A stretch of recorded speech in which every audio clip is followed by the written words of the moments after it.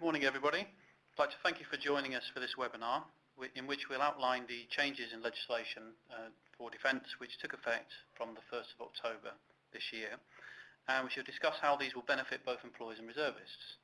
My name is Sean McAuliffe-Green. I'm an Assistant Director and the Head of Marcoms for the Defence Relationship Management, and I'm accompanied today by our Moderator and Digital Marketing Manager, Kate Brown, and we also have our Social Media Coordinator, Amy Attenborough. If you experience any problems during the webinar presentation, please contact us through the chat facility that appears on the right-hand side on your screen. Before we begin, I'd like to introduce you to our guest presenter. We're joined today by Mark Taylor. Mark is the Reserves Legislation Policy Lead for the Ministry of Defence. Mark joined the Reserves Policy Area in August 2013 and has led the team responsible for ensuring that the reserves legislation in the Defence Reform Act passed through Parliament and into law this year, including developing the policy and supporting secondary legislation needed to implement the employer incentive payments, one of the areas for discussion today. Mark will be taking questions following the presentation, but please feel free to enter your questions throughout as they occur to you. Submit them throughout and we'll put them at the end of the presentation. I shall now hand you over to Mark. Okay, Sean, thank you very much. In terms of the outline of the presentation today, as Sean said, we'll cover the legislation changes that relate to reserves and are contained within the Defence Reform Act, which came into force on the 1st of October. In terms of sort of a bit of a background as to sort of why those changes have been taken place. As you may well know, the armed forces are being redesigned to make best use of the resources available, harness better the talent of the country, and provide the government with the options it needs to address the scale and range of future national security challenges. And as part of that, what's known as the Future Reserves 2020 programme, the government's committed 1.8 billion over 10 years to that to ensure that the reserves are appropriately equipped, resourced and motivated to do the jobs that we need them to do. And the vast majority, well, the changes were outlined in the white paper that was released in July 2013, titled Reserves in the Future Force 2020, Valuable and Valued. Within that, there are about 40 measures, but only a small number of those measures required changes in legislation, and it was those changes that were put into the Defence Reform Act. And it's those changes that I will talk to today.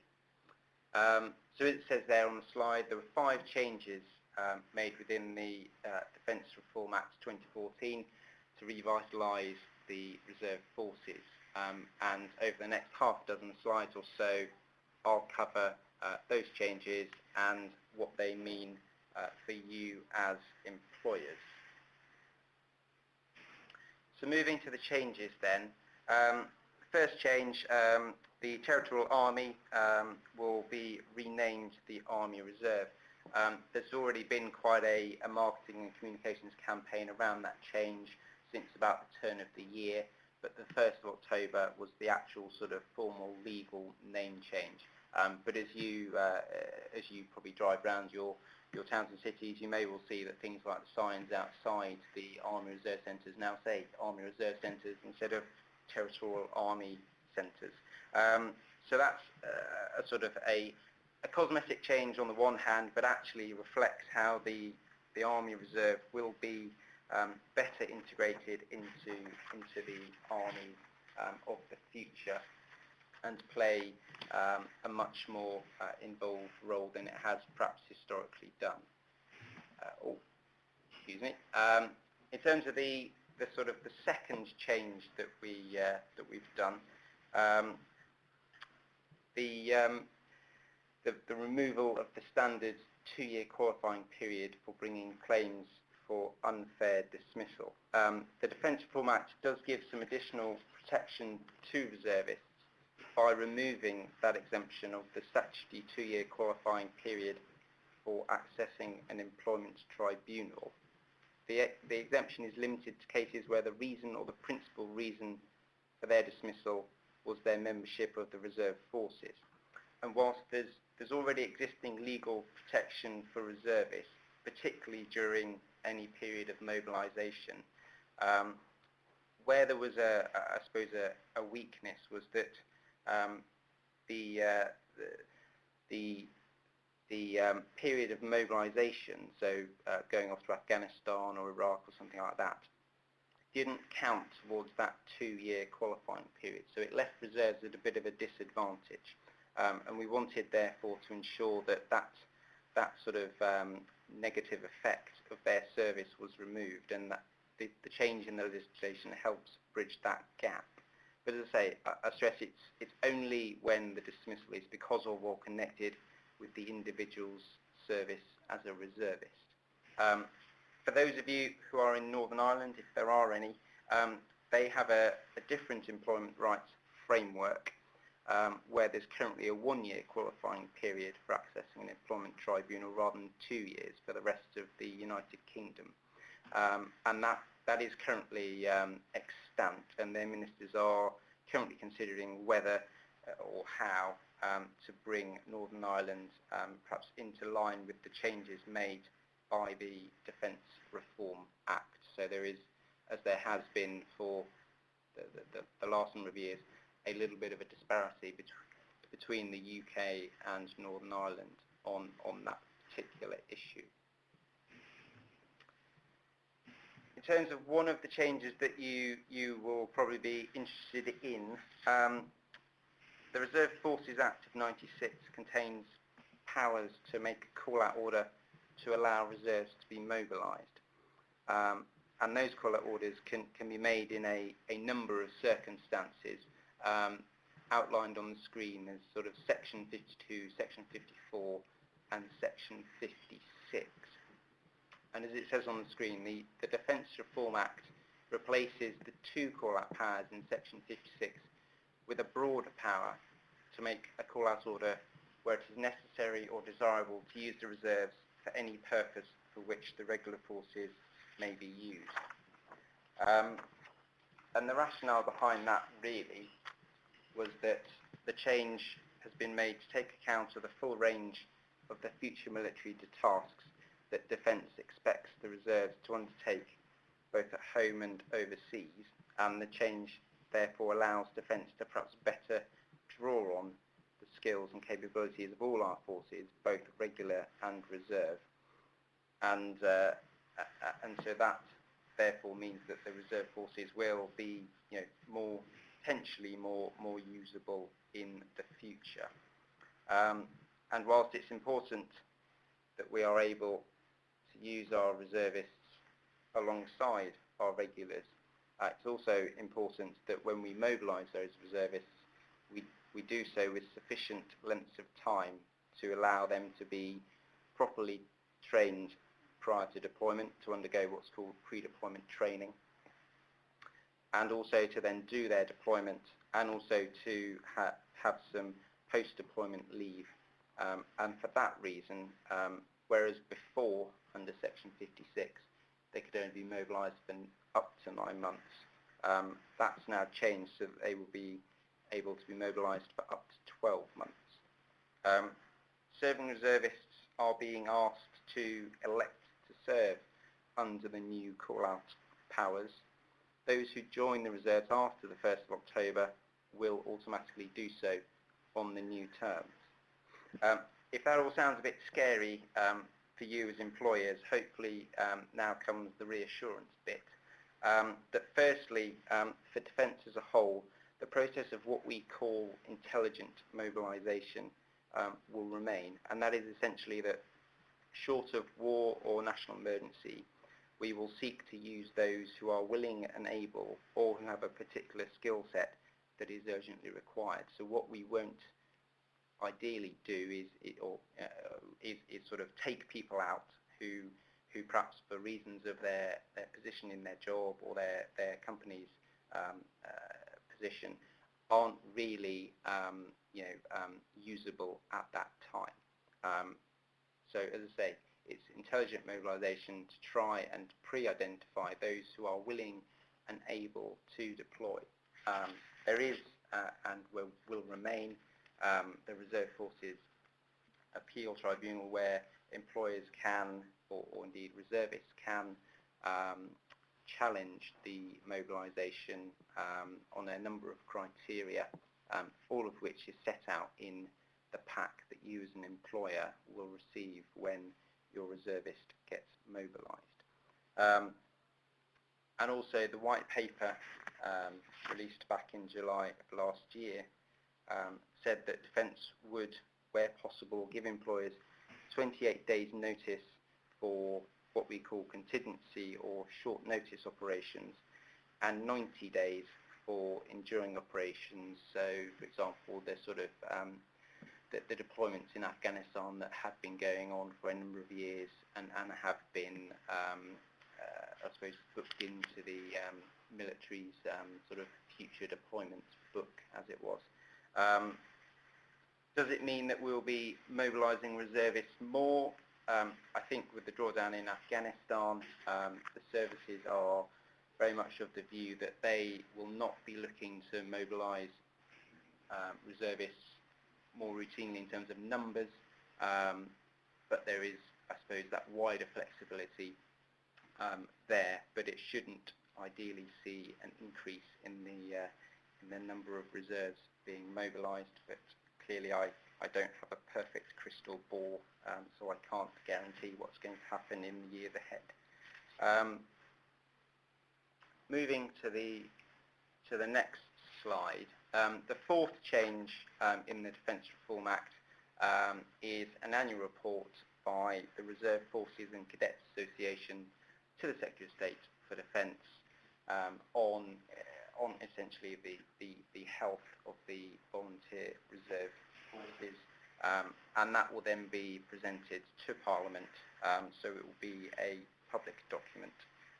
There is an existing external scrutiny team that has carried out this function, and this is merely essentially putting that function into law so that it becomes an enduring function rather than one that was due to end in about 2018. So if we sort of now come on to the sort of the fifth change, which I think is probably the one that is going to be of most interest to you as employers. There already exists a package of financial assistance that you as an employer may well be eligible for when your reservist gets mobilised. But what research done ahead of the white paper revealed was that actually there was a particular issue around small to medium enterprises. And so legislation was put into the Defence Reform Act to essentially allow the Secretary of State to make additional payments to the employers of reservists and persons carrying on business in partnership with reservists. That sounds a very broad enabling power that could be used for almost anything, and in some ways that is correct. That's the primary legislation, big, broad enabling power. And what we've then done is narrow down the detail into secondary legislation. But the reason we wanted that broad enabling power is that essentially Defence doesn't do a lot of legislation. And so we wanted to have the flexibility so that if in future we needed to expand that range of payments or somehow make some additional payments above and beyond what we are already doing, that broad enabling power already exists, so we could bring in some secondary legislation very quickly if we needed. But as I say, the secondary legislation that we are bringing in at the moment focuses very much on small to medium enterprises.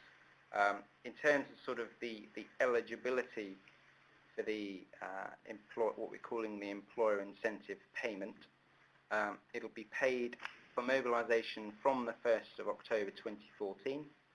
For any of you who've had a reservist who has been mobilised prior to the 1st of October 2014 and continued beyond the 1st of October, you will be able to claim, but only for the period of mobilisation after the 1st of October.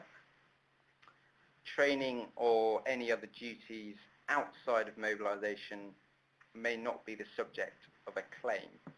So in terms of who's entitled to claim payment under regulations, the employer or partnership of a mobilised reservist will qualify for the payment if it's not a public authority and if it meets the qualifying conditions as to annual turnover and number of employers and partners that I'll set out in a second.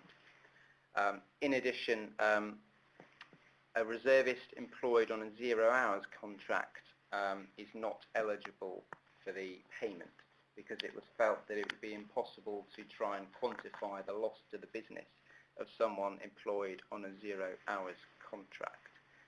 Charities of an equivalent size to an SME may also claim the award.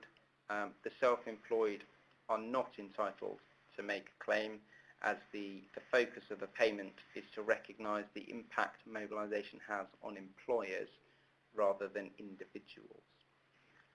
Where a reservist has more than one qualifying employer, each can apply in respect of the service of that reservist. So in terms of the qualifying conditions, what are they? Broadly speaking, it's to qualify, you must have an annual turnover of no more than 25.9 million for the 12 months immediately preceding the mobilisation, and no more than 250 employees. So that's the sort of the size of the organisation that we're talking about, both in, I suppose, value terms and numbers terms. In terms of the sort of process for claiming award and then the payment amount, as I say, it's when your reservist is mobilised, you will receive a pack of information that currently has a very short piece of information about the employer incentive payment, essentially saying that you may be eligible for the payment, and to contact what are called the adjudication officers. Each service has one of these adjudication officers who essentially oversee the provision of financial assistance to reservists and their employers when mobilised.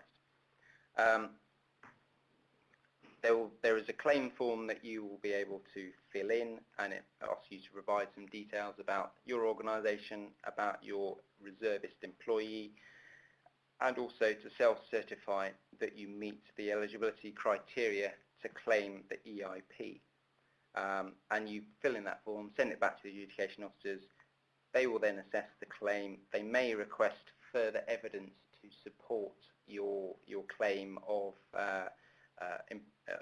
employee numbers and turnover size, but it's expected that in the majority of cases payments will be processed without the need to provide further evidence, and anyone unhappy with the outcome can appeal to the Reserve Forces Appeal Tribunal if they so wish. So in terms of the sort of the payment amount, as I say, the broad headline figure is that for anyone working full-time, which is 35 hours a week or more, the amount payable for a full month's mobilisation will be £500. It's then pro-rata depending on if you're not full-time or if you get mobilised partway through the month. But essentially, the starting point is 35 hours a week or more full-time. For a full month, it will be £500 a month. The intention is that that would have been paid monthly. We've already had some employers saying, can I take a lump sum at the end? And the answer is, yes, you can, but obviously that's in discussion with the adjudication officer. So moving to that last slide, I think I've covered the sort of the first two bullets in what I've just been saying. The last bullet, we are currently refreshing the information pack that we send out to employers. This is done twice a year. The next refresh is due for about spring 2015, and what we will do then in that refresh is embed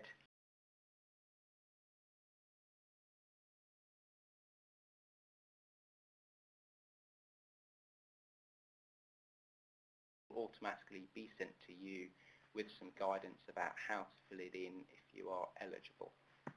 So that is sort of the how the claims process will change slightly in future. In terms of where to find out more, the link to the white paper is up there if any of you are particularly interested to read it.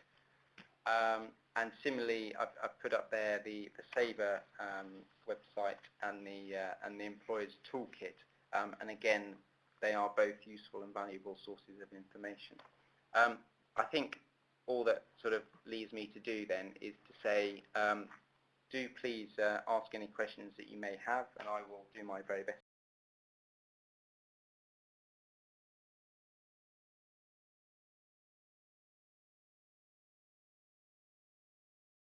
Update. We have had some questions come through, so I'll just cover them in no particular order. The very first one is quite straightforward to answer, a question as to whether or not a copy of the slides would be available. Yes, we shall make them available in a number of formats via the Sabre website, and we'll email out the details to all the actual attendees to the webinar and those who registered and were unable to attend. So that will be available for you to access at your ease. Moving on from then, the next question I think you did actually cover within one of your slides, but it's perhaps worth going back over. With regard to the mobilisation powers, the revised mobilisation powers, we're asked whether or not this means that there can be an expectation of an increase in the number of mobilisations in the future.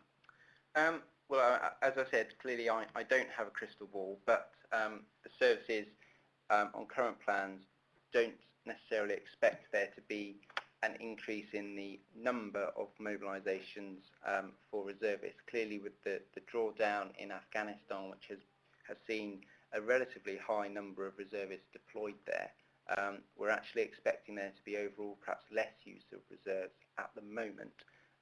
So the change in legislation was really about making reserves more flexible and more usable, not necessarily seeking to use more of them and to sort of increase our demands on them in that sense.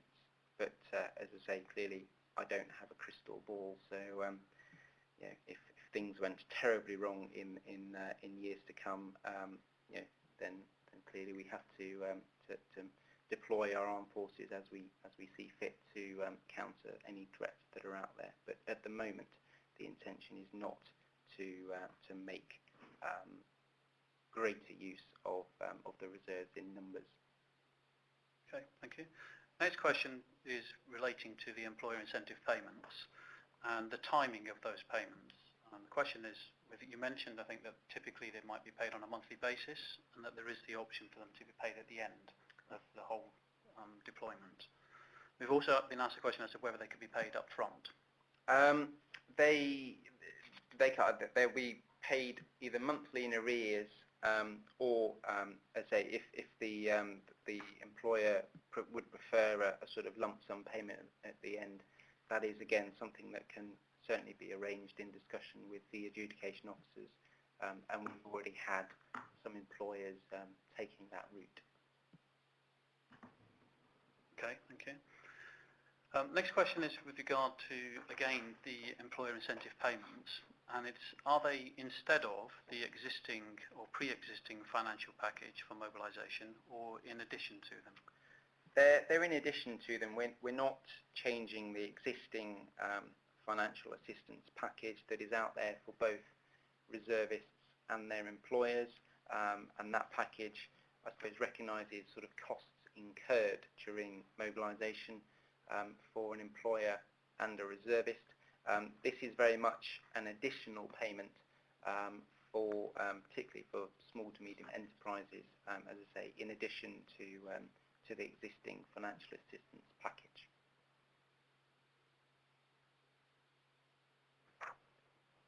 Okay, thank you. Sorry, Kate, I'm not sure if any more questions come through.